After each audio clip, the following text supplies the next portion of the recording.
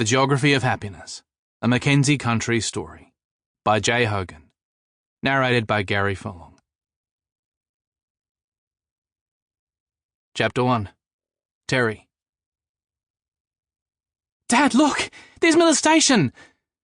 Hannah's excited voice blasted through the headset, making me wince. I leaned across to try and catch a glimpse, but all I saw was a sea of tussock and a milky blue river. "Where?" "There!" She pointed to the far end of the valley where a tiny spot of red marked the roof of a building. "You've got good eyes." The chopper pilot shot Hannah a crooked smile. With his choppy blonde locks and bright blue eyes, Luke Nichols had kept my daughter entertained the entire flight, spinning yarns about the Mackenzie Basin and the people who lived there, all perfectly gauged to grab the interest of an excited 14-year-old girl. Hannah beamed at the praise while her service mobility dog, Gabby, who'd been ignored most of the flight, nudged her leg as if to say, "Hey, don't forget about me." I'd been quietly worried how well the 4-year-old golden retriever would handle her first time in a helicopter, but she'd been pretty chill.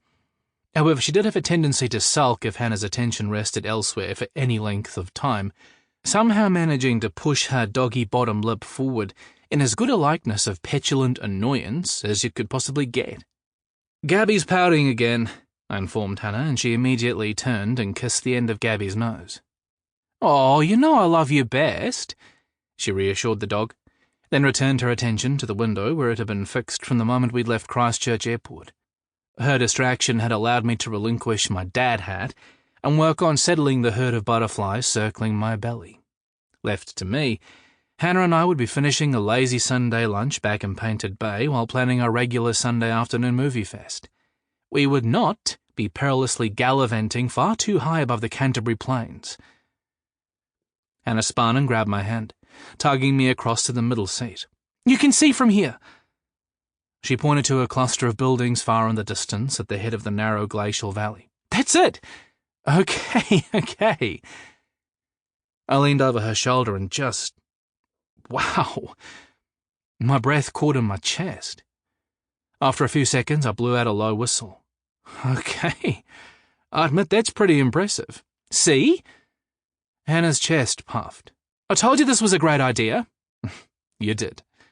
I pinched her waist and she jumped. "But I'm sure it would be just as impressive from a car, not to mention a lot easier on my heart." Luke snorted, and I was reminded that whatever was said into the headsets was heard by everyone. "Even if our pilot is excellent," I quickly added.